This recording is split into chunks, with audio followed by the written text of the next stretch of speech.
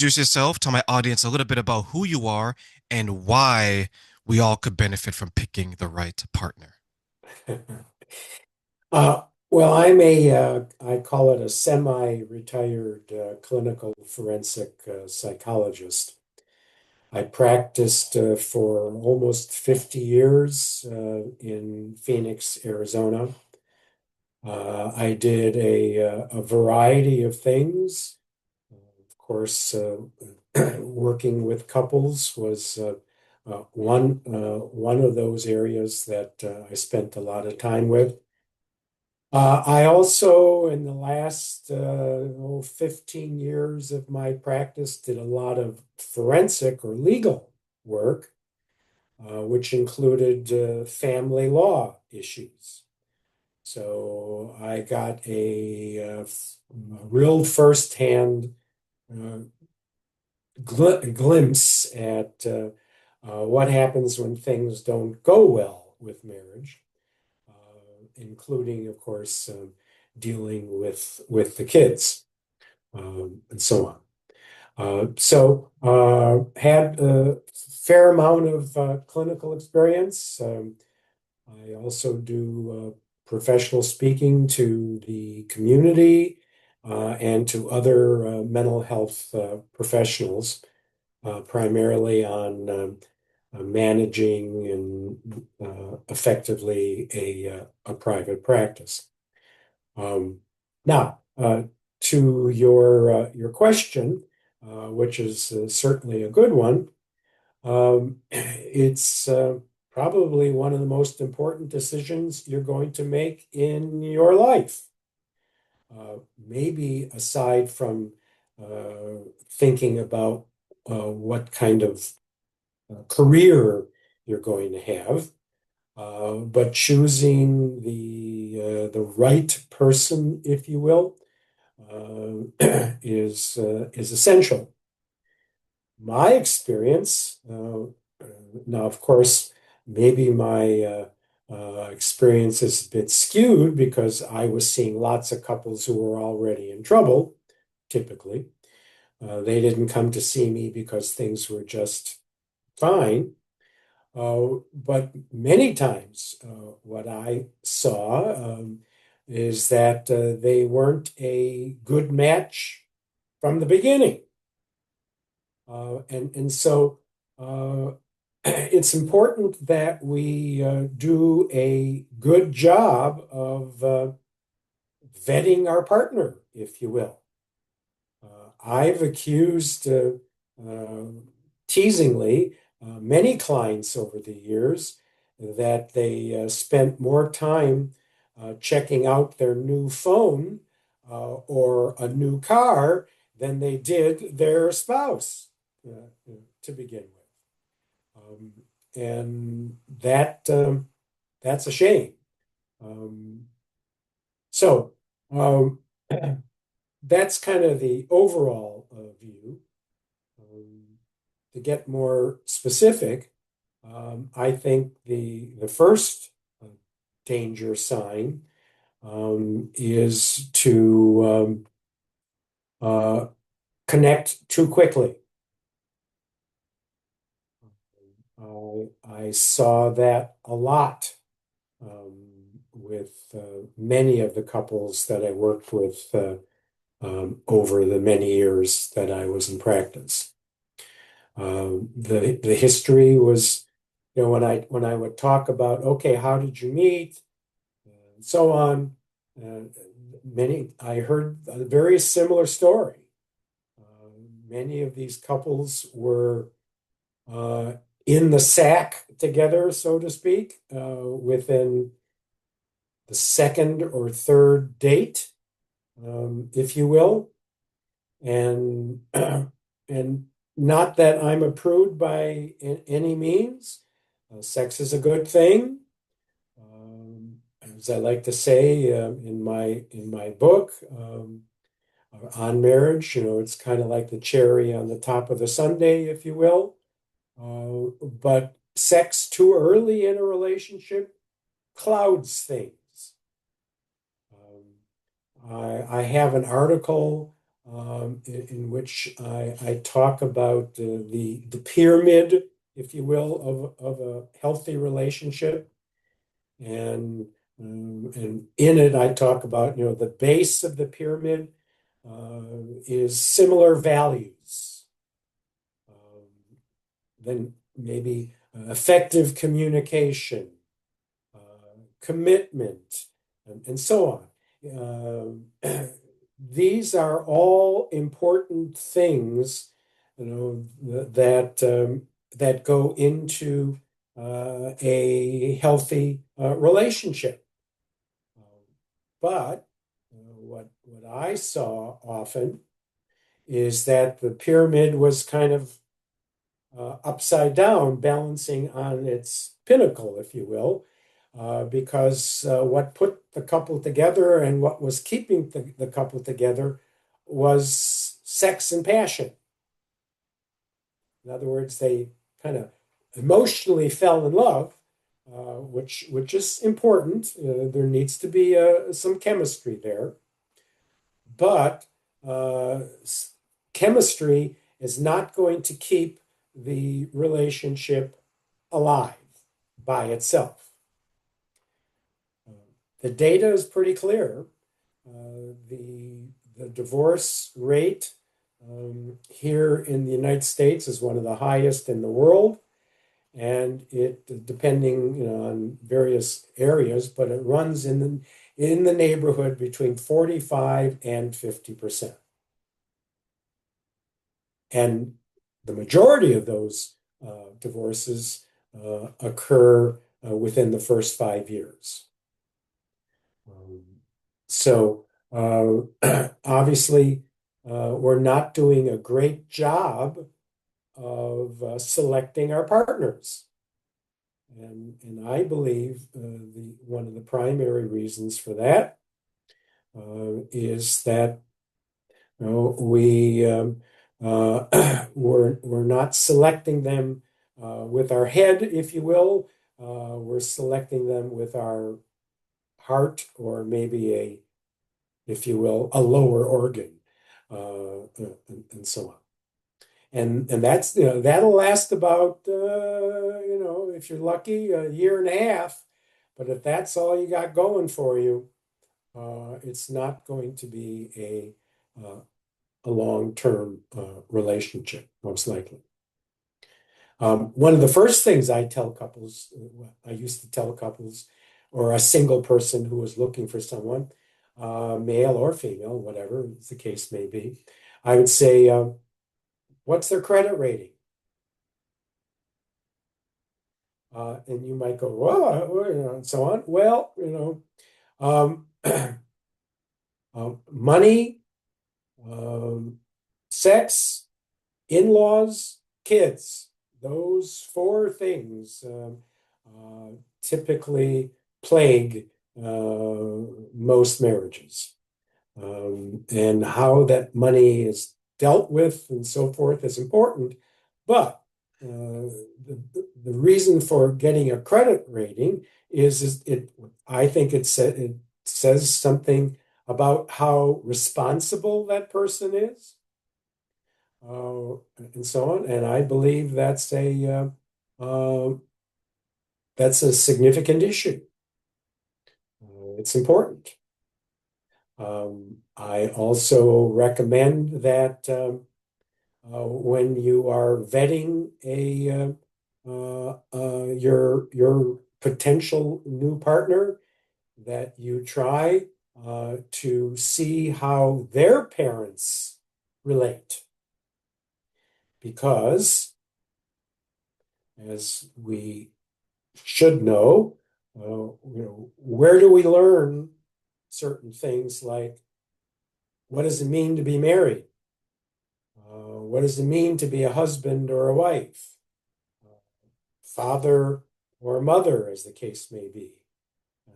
And for all of us, the first decade of our life is developed by our parents. And those initial learnings, if you will, are indelible. And so If you want to get a kind of a good idea what your marriage is likely to be, take a look at your prospective mate's parents' marriage. Um, Now, if they've been divorced or time or two or whatever, that's something to consider. Um, by the way, speaking of statistics, while the divorce rate for first marriages, as I said, is in the neighborhood of 45 to 50%, the divorce rate for second marriages, surprisingly, really, it surprises many people, not me, but it surprises many people, uh, is about 65%. Two out of three second marriages uh, fail. Well, if you go back and look at the big four, money, sex, in-laws, kids, take a look at what you have now in a second marriage. Money's all typically an issue with a second marriage. You got child support, this and that, and so on. Sex, well, okay, you've got, someone's been there before or whatever. I remember I had one case where, the second wife insisted they throw out the bed, that he slept with the first wife in, and that was a big fight, and all of those issues. Um, In-laws, well, guess what? Particularly if you have kids, you now not have one set of in-laws, you now have two sets of in-laws to deal with. Sometimes I lovingly call them the outlaws, but nevertheless. And then kids. Now you could have, your kids plus someone else's kids, and so on. And now you have step kids and so on. So you think you had it rough the first time. Second marriages are a whole new kettle of fish, if you will. So to start off with, as I was saying, uh, take your time, uh, vet your prospective partner, see how things go. I would avoid moving in together, by within the first month or so. That's too soon. Because what happens is you become not only emotionally or sexually committed. Once you move in together and you buy a couch together, now you're financially committed already, and so on. And you may not be ready. And before long, there's an inertia going, that you really can't stop. Also see their family, how their family works, and so on. Like I said, it's a very important decision. It's one that hopefully you'll live with for the rest of your life. Dr. Larry, let me ask you a question in regards to what you shared, because there was a time in my life in my 20s where I wanted to get married. And to your point, I came from a home that both my parents were divorced. And my girlfriend at that time, who were considering married, she came from a household where there's a lot of fighting amongst the parents, to the point where sometimes it became physical, not with the husband and the wife, but let's say the mother and her daughter children. So the women in the family were very physically aggressive, where the men were more so verbally and so on. So for those who believe in like gender roles, there's a little bit of a switch, right, in regards to that aspect. So from me, when I looked at that and looking back on that, I said, okay, Terrain, if you were to enter this family, you know that there's a tendency for the woman to be overly aggressive. Is this something that you can handle for the rest of your life? And I made a decision that it isn't at that point in time. In your experiences, do you find a lot of people, to your point, having those conversations within themselves and then having it outwardly and then making a decision? Or do people just get into these relationships with hopes and dreams? And if it works out, it works out. Well, unfortunately, the latter, but you were smart. You saw a significant issue, and you had concerns about it. Now, and you're right. Now, what I've not yet said is that if you recognize a concern, um, that's what therapy is all about, couples therapy. But unfortunately, very few couples do premarital counseling. I mean, I probably saw close to 1,000 couples in my time, uh, but I could count on two hands the number of premarital cases that I've had. So people don't do that, but they should. You know, I mean, like again, if you notice that your potential spouse has a tendency to blow up or even become or at least verbally aggressive, hopefully not physically aggressive. To, physically aggressive to me, that's a deal breaker, pretty much. Um, well, that assuming you see that the potential in your the potential in your new partner, is that they become verbally aggressive very easily and so on. That's going to mean it's going to be tough to resolve issues, and that's the key to a good marriage, to a solid marriage. I've been quoted in the New Phoenix newspaper years ago. I had some articles done and so on. As saying is that a good marriage is not one without any problems because there isn't such a thing. A good marriage is one where the problems have been dealt with, where the problems have been resolved. Right? Most couples fight about the same thing throughout their entire relationship.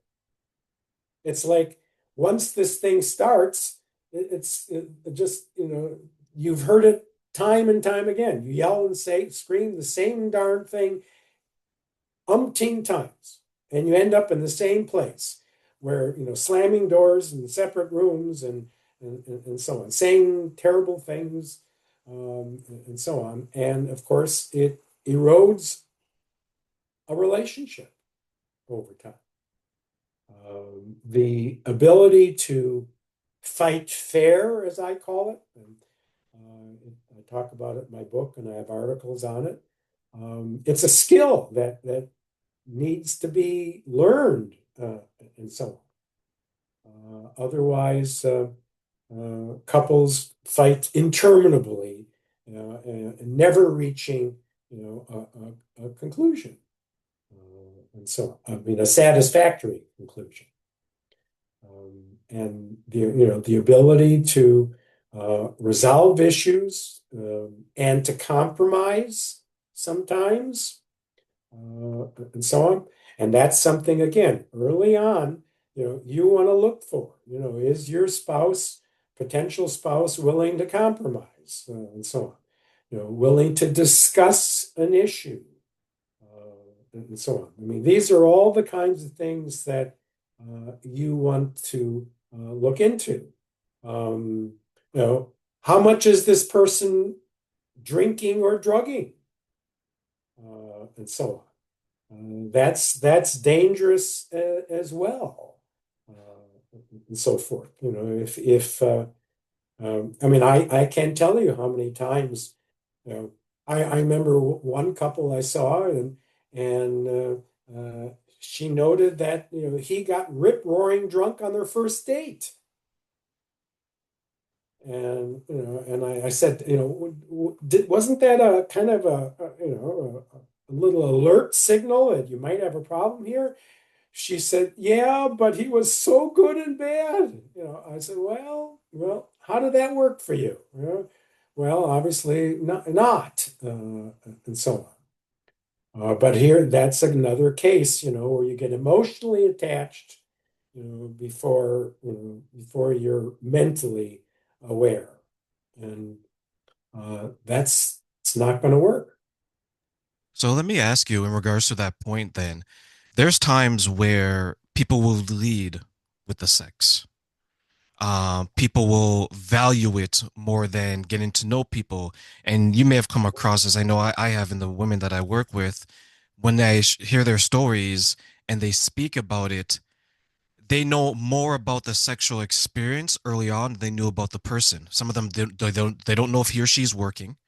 They don't know where he or she lives. They don't know their interests, but they can tell you how they are in the bedroom. They can tell you what they like in the bedroom. They can tell you, you know what, girl, he did this move, or you know what, she was able to do this. So then, what do you think are some of the obstacles that is preventing people from finding the type of relationship that they want and the type that will work for them long term? Well, it's, I think, awareness. Now look, obviously, you want the chemistry. You'd like this person, to be sensual. Yeah, that's fine. That's okay. You want that. But that some of that can be trained as well. People can change, and so on.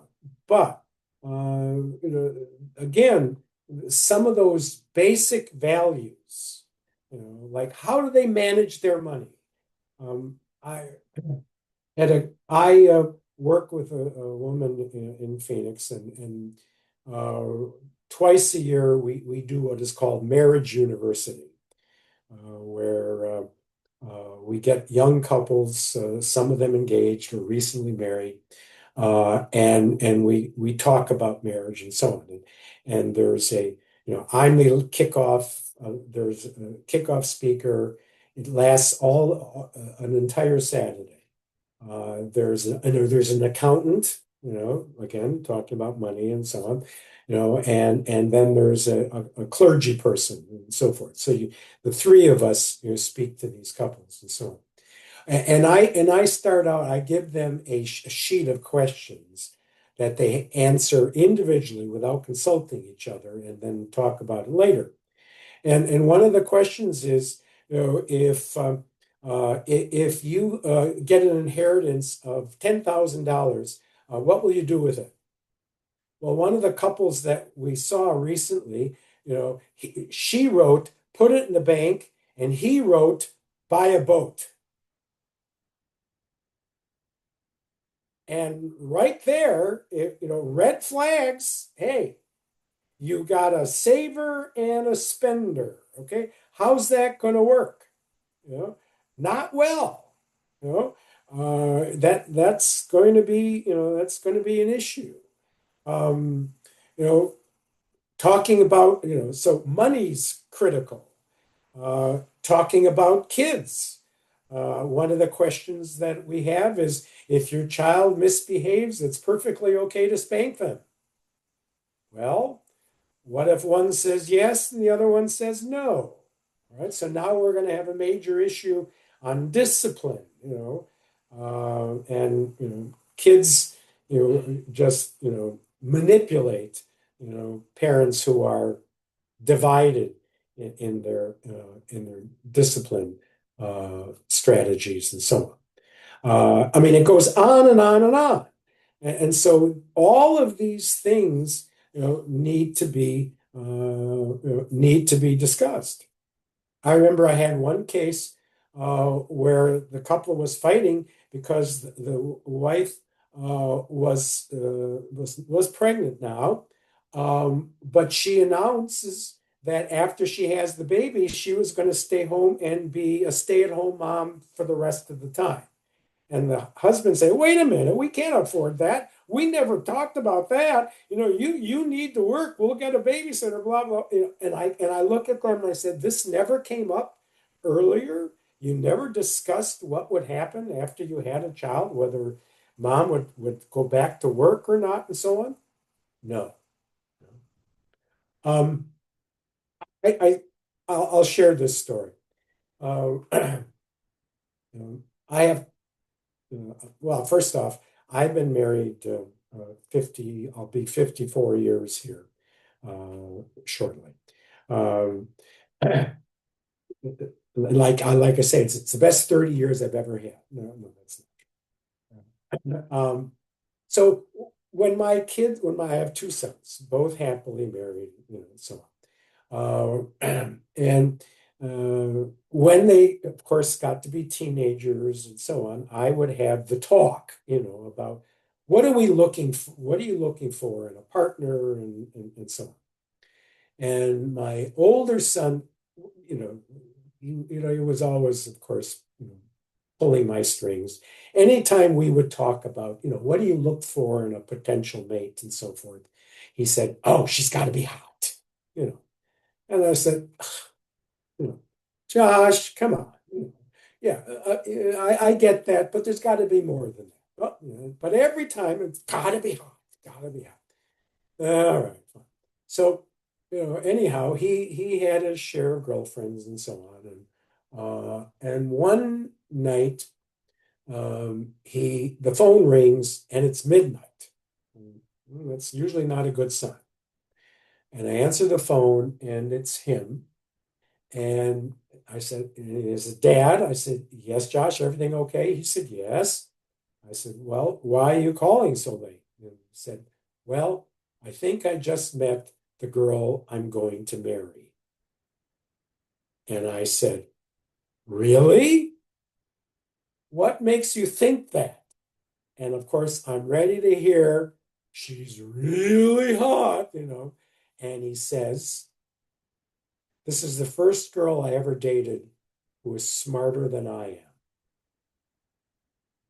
And I went, "Now you're talking." Right?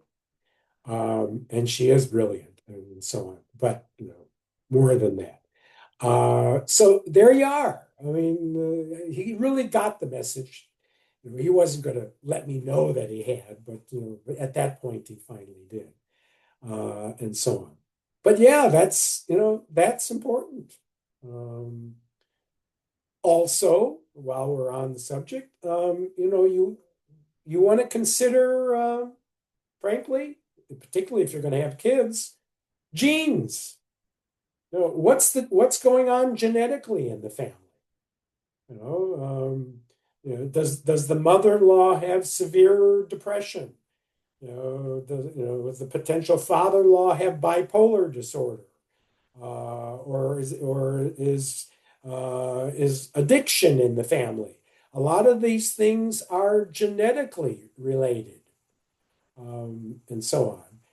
And so you want to pay some attention, to that as well, because there's a good chance then you're going to be passing some of that on, to your kids, and so on.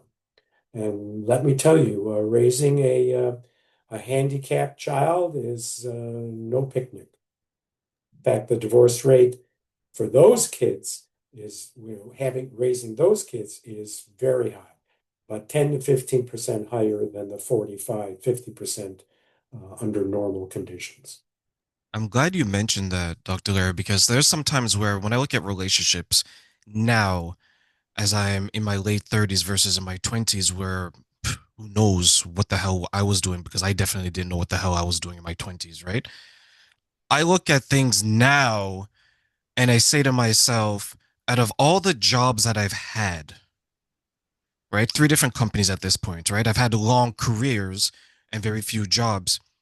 Every single person, I would bet, when they've had a job, they've gone through either some training, some understanding, or they've done their research prior to applying to that job.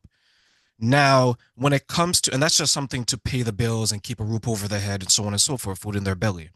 When it comes to their relationships now, which is something that lasts usually or supposed to a lot longer. It brings you more sense of joy, more access to happiness and peace, and so on. So many people do very little research, to your point. They don't understand what they're getting into, they don't understand what they want.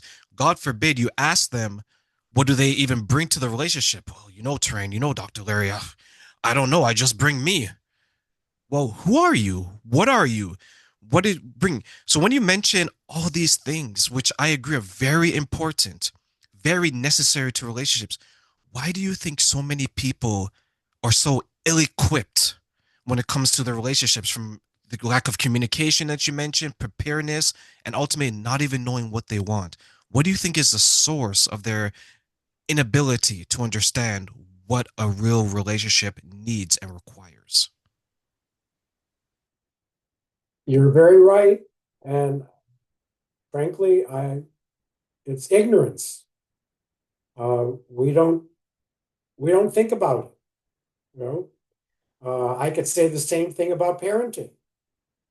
You in other words, as you well stated, there are a lot of things we should know when it comes to selecting our partner and then being married.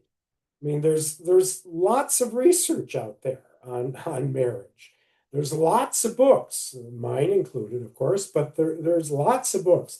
There's lots of seminars you could attend.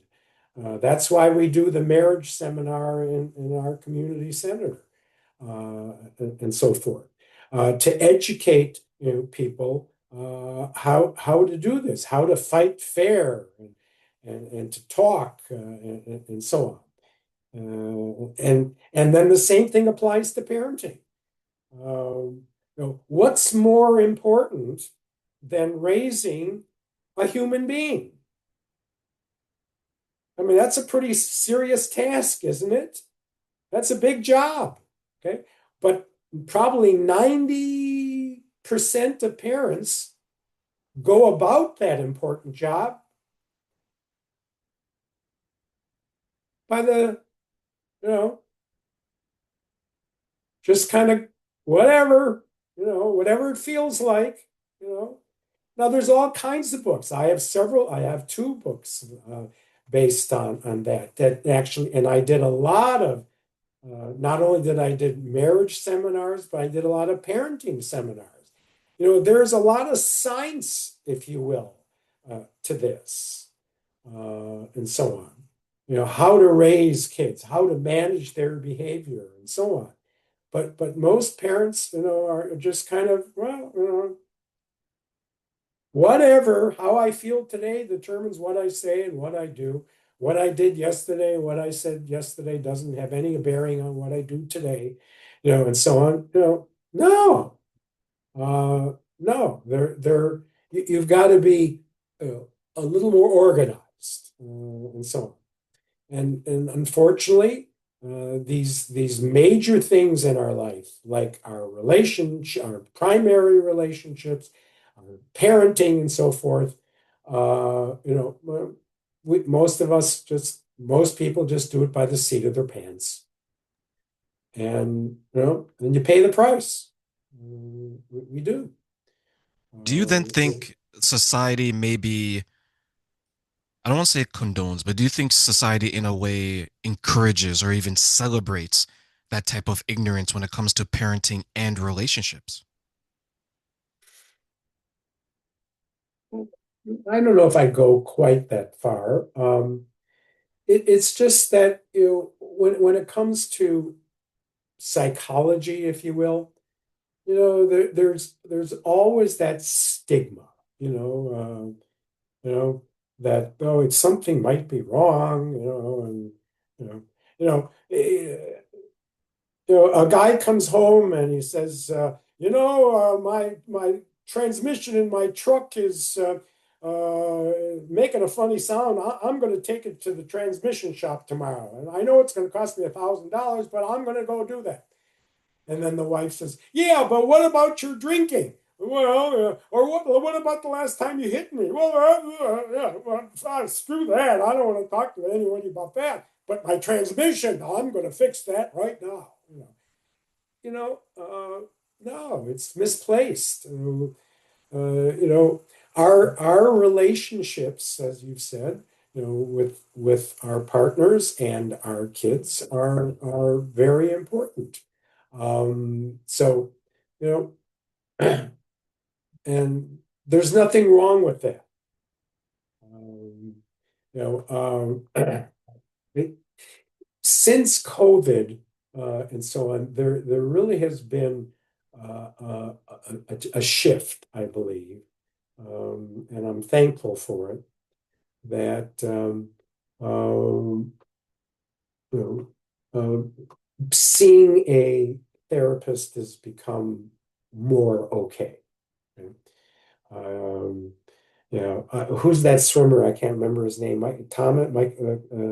He even has gone on. He's gone on online and said, he has seen. He won the Olympics for swimming and so on, and he said that he suffered with depression and he saw a therapist and it was very helpful for him. Well, yeah, and I when I see those ads, I go, yeah, great, because if he did it, then maybe it's going to be okay for others as well, and so on. That's a good point because when I look at, to your point, when you mentioned therapy, I agree that it's coming across as more acceptable, people willing to try. I guess, and I'll ask you this since you work directly with clients like this. I wonder then, is it therapy, coaches, mentors, and so on in a specific area that's becoming more acceptable, such as, let's say, a business coach? I think a lot of people are aware of what that is. When you think of therapy, it seems to be like, let's say, like mental health, depression, things like that. But when it comes to, and you mentioned this earlier on when you said premarital counseling, when it comes to relationships, it appears that it may not, at least online and things like that, making the same progress as the other areas. Do you find that to be true, or do you think it's all progressing relative to each other over the years? Well, yeah, there, as you pointed out, there kind of are different forms. There are life coaches, business coaches, and yes, I guess they have their place, and so on. Um, I do coaching of young therapists to help them learn how to develop and manage and market their practices and so on. I don't call that therapy per se, and so on. When it comes to your relationship, your marriage, I would see a certified, mental health therapist, one who's actually certified. Obviously, I'm a psychologist, so I clearly lean toward seeing people with PhDs as opposed to MAs. But there, I've worked with lots of therapists who were very skilled and so on. But there's nothing to be ashamed of. In fact, you're being smart to to get try to and a lot of these cases are not necessarily long term. It's not like you have to go for years and so on. Most of my work with couples was probably 6 to 10 sessions or so. Is it worth that to get your primary relationship on track? I think it is.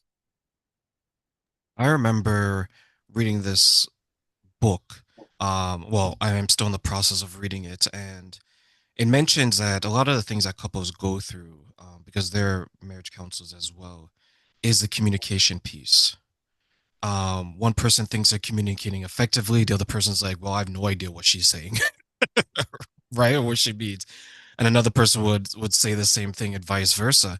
When you touched on communication and you mentioned that people don't talk about, let's say, for example, the genetics, the financials, the credit history. Do you want children? How you go, if you want them, how you going to raise them? What do you think are some of the gaps that are happening in people's lives to prevent effective communication in their relationships? Well, good question. First off, particularly when you're speaking with our partner, and we're trying to deal with some issue or whatever. I would spend some time trying to teach my clients how to speak objectively. Okay? The point is, the question is, what does it look like? Okay? Um, you know, it's one thing to say to your spouse, you know, I'd like, well, first off, how do you say it? You know, if you go, well, you start out that way, forget it. Anything that comes out of your mouth after that is not going to be heard. Okay. Um, so you have to make sure you don't lose, as we call it, lose the message in the medium. So if you're going to raise your voice, make a face, and so on, you can almost forget about what you're going to have to say because it's not going to be well received. So first you have to understand how you're going to send this message. Okay. So once you say, dear, um, frankly, one of the things I taught my couples is to make an appointment, right? Not ambush your partner, but make an appointment. You know, wife comes home from the market or work or whatever. And I remember I had one case. Wife comes home from work, opens the door, walks in, and the husband has got the checkbook out and said, "There's another damn check missing in this checkbook." You know, and of course, she basically said, you could put that checkbook where the sun don't shine. Um, well, of course, if on the other hand, the husband had said, "Oh dear, nice to see you home. By the way, maybe after dinner, could we talk about how we're dealing with our checkbook or whatever?" See, now there's a much better chance that things are going to get resolved. So the delivery is important. And then another important piece is again, what does it look like? I would have a lot of couples, argue or get in trouble with speaking in abstract terms instead of concrete terms. Like, the wife might say, you know, why can't you be nicer? Okay. Well, and most husbands many times will say, "What are you talking about?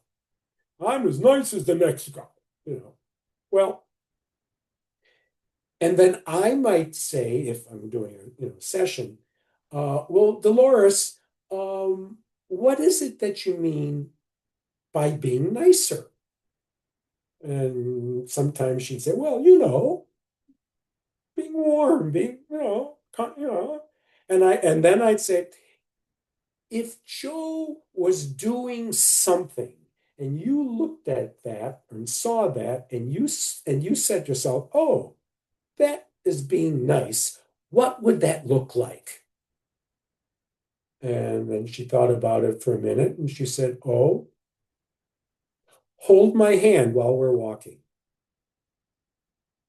And I said, "Oh, so if Joe holds your hand while you're walking, you view that as a nice behavior." And she said, "Yes." Okay. Now, do you see the difference? Okay. You be nicer. doesn't cut it. I mean, it's, that could be, what does that mean, to be nice? Write you a check, pat you on the back, smile, what? Okay. And by the way, this very same thing applies to parenting. Kids, you know, parents do the same thing. We say to kids, be good. Well, what does that mean? What does it mean to this 6-year-old? The way we reinforce kids. I hear it all the time. You know, good job, Johnny. Way to go. Well, what? What did the kid do to get good job? Or he doesn't know, and you're reinforcing the kids to hopefully get the kid to repeat that same behavior that you liked.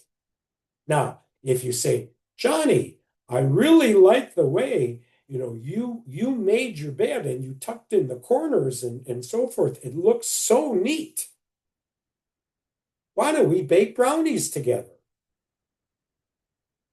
All of a sudden, Johnny knows, oh, when I tuck in my sheets and smooth my bed and so forth, make it this way, mommy really gets excited about that and we do something fun. It's important that when we speak to our partners or our kids, that we're clear, that we're objective, and that we let them know what behaviors we're referring to. What does it look like is very important.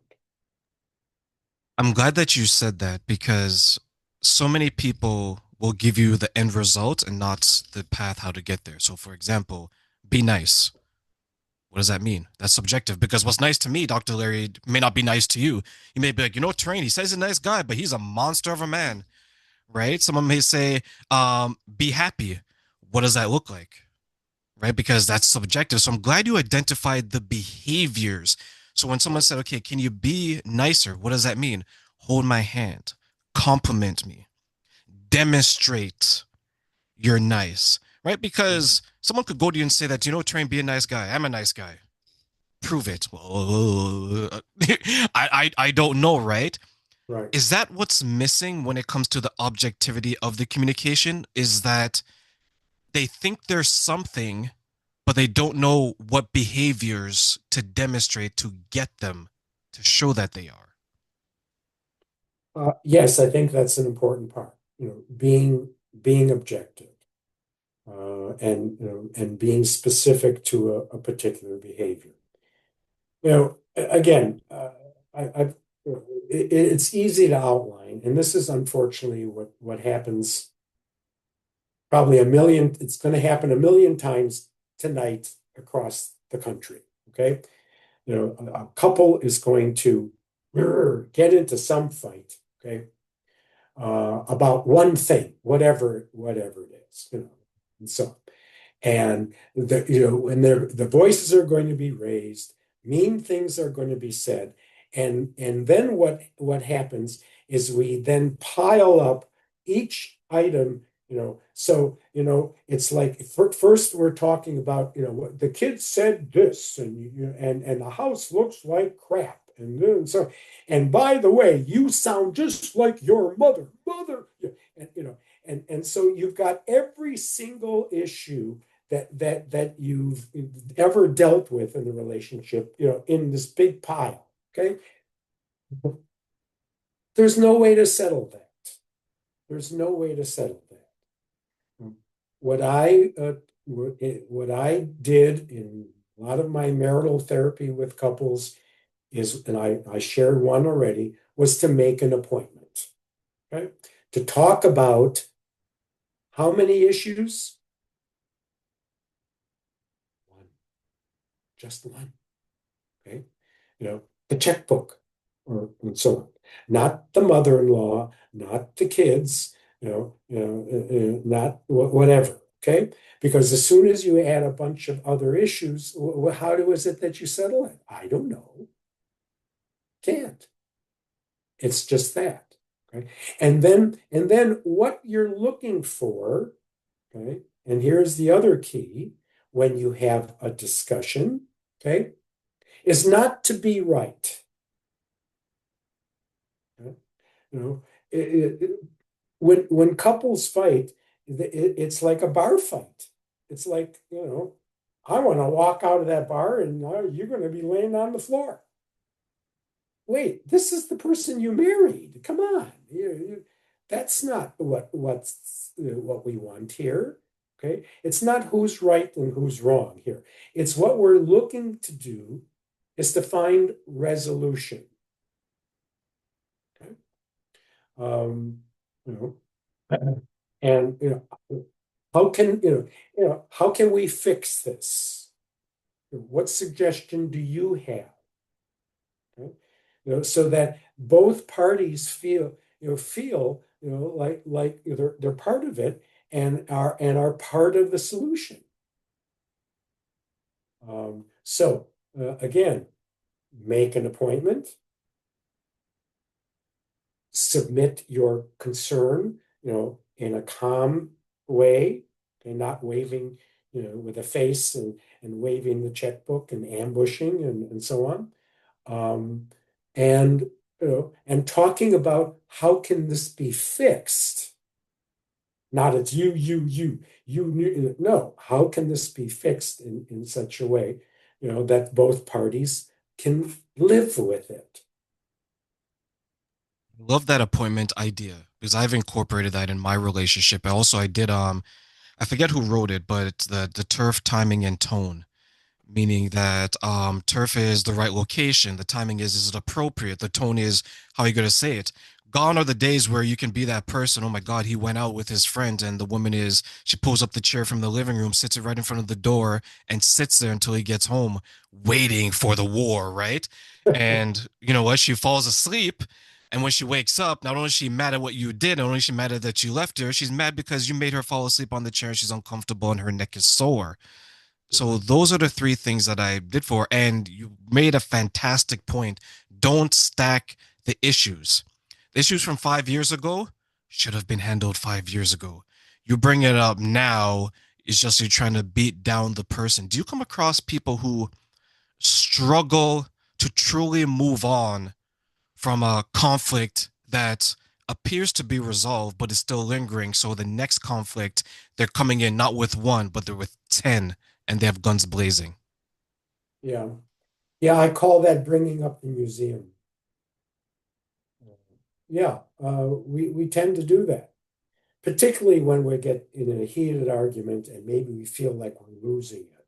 Then we reach down and grab, well, that sounds like your mother when she got drunk and yeah. Well, all that does, of course, is just blow the whole discussion, up, and there's you're not going to get what you're looking for. And remember, what the goal is resolution.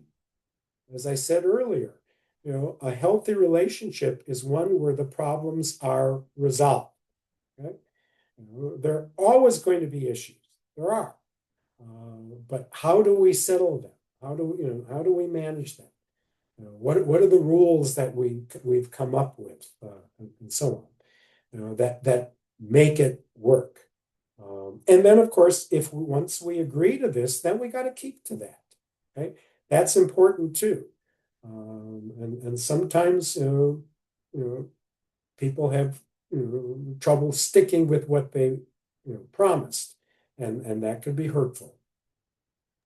So let me ask you, Dr. Larry, do you find that then some people confuse conflict resolution with beating someone into submission and they're just agreeing to whatever is proposed? Well, it could happen, but hopefully not. I mean, what again? Because if you're forcing your partner to kind of kneel down and go, "Oh, okay," and so on, it's not going to stick. It's not.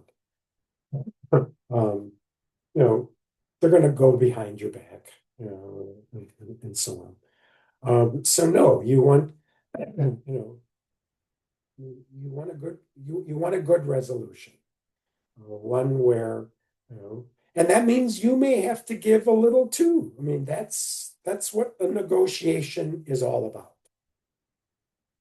If it's if it's all or none, okay, it's not going to work. You know, having a good negotiation that's going to last, okay, is one where both parties feel they've gained something. Maybe they've also given something, but both walk away feeling that they've gotten something out of it. If it's always one over the other, it's not going to work. Is that difficult for some people to come to terms with, that they would have to give up something for the relationship because the relationship is supposed to be more important than the two people involved in it? Well, sure it is. I mean, you don't sometimes don't want to give up something, but and I'm here to tell you that if always have to be right and always have to win, sooner or later, you're going to find out that you're not. You're not winning because your partner is going behind your back and so on because you've forced, you well, it's like negotiation between countries, same thing. If one country is just demanding and so on, how long is that going to last? How long is that treaty going to last? Read the newspaper. That's always been my concern. Like I've talked to a number of people, and the way they speak, Dr. Larry, is so much so as an individual, even though they're in these relationships. They don't speak as in we. It's as in I, right? There's a conflict. Well, I want this. I should get this. Okay, but what should the relationship get? Right? Because when you're But supposed to be in a relationship, it's like if there's a hierarchy, which I like to go by, right? It's the relationship, then the people involved. If there's children, of course, you put them in there, and then it's everyone else, which is a distant third or fourth on that hierarchy scale. But I find that some people, and I'll get your input on it, they're either they've been single for so long, they've been in survivor mode for so long because they can't make things work, that they get into these relationships and they can't even come up. Their perspective isn't we, it's I. To your point, I need to be right. Why should I give up anything? Why should I stop doing this? Why should I stop doing that? Why should I start to do more of this? I.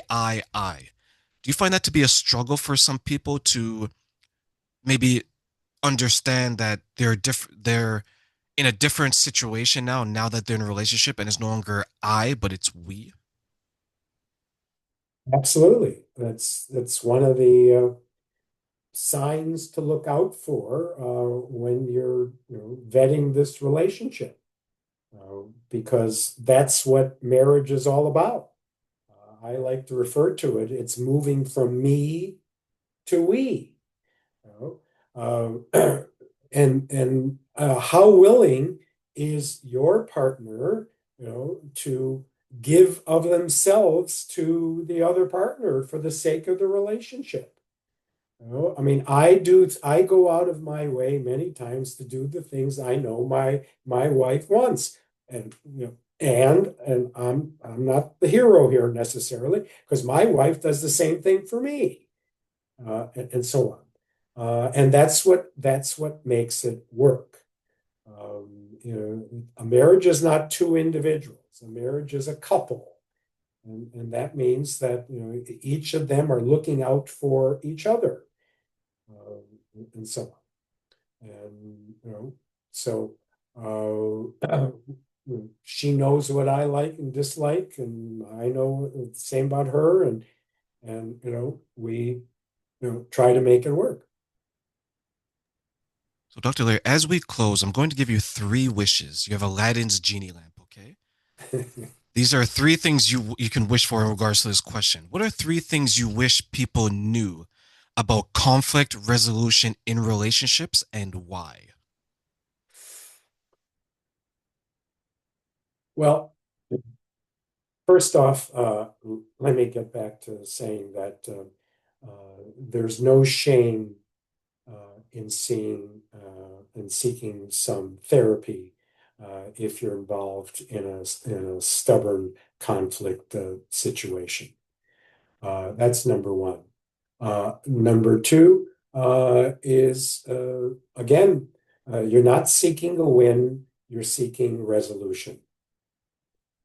Um, and thirdly, of course, uh, that there's a number of things that go with that. Look at your presentation and speak calmly and objectively.